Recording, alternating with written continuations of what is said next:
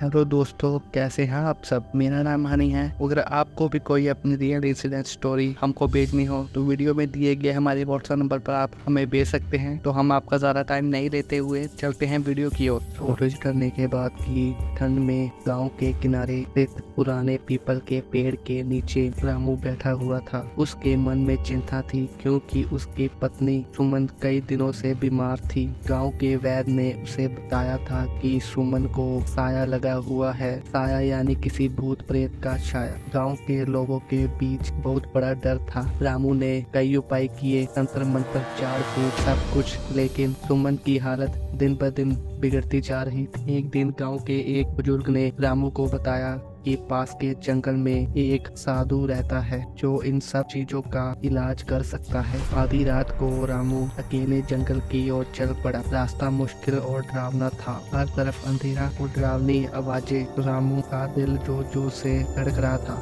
लेकिन सुमन की चिंता उसे आगे बढ़ने की हिम्मत दे रही थी। कई घंटों के बाद रामू एक छोटे से झोपड़े के पास पहुंचा। झोपड़े से हल्की रोशनी आ रही थी। रामू ने हिम्मत जुटाकर दरवाजा खड़काया। अंदर से एक गहरी आवाज आई, कौन है। मैं रामू हूँ, मेरी पत्नी सुमन पर साया लग गया है, मुझे मदद चाहिए। रामू ने जवाब दिया। दरवाजा खुला और सामने एक बूढ़ा साधु खड़ा था। उसकी आंखें गहरी और चमकदार थी। साधु ने रामू को अंदर बुलाया और उसकी कहानी सुनी। साधु ने कहा, साया बहुत पुरानी और खतरनाक शक्ति है, इसे हटाना आसान नहीं है, लेकिन अगर तुम सच्चे दिल से मदद मांग रहे हो तो मैं तुम्हारी मदद करूंगा। साधु ने रामू को एक रस्सी और एक ताबीज दिया और कहा, इस रस्सी को अपने घर के चारों ओर बांध दो और इस ताबीज को सुमन के गले में डाल दो। लेकिन याद रखना, यह सब करते समय तुम्हें कोई डर नहीं होना चाहिए। रामू ने साधु का धन्यवाद किया और जल्द से घर की ओर लौट गया। रास्ते में उसे कई बार अजीब आवाजें सुनाई दी, लेकिन उसने हिम्मत नहीं हारी। घर पहुंचते ही उसने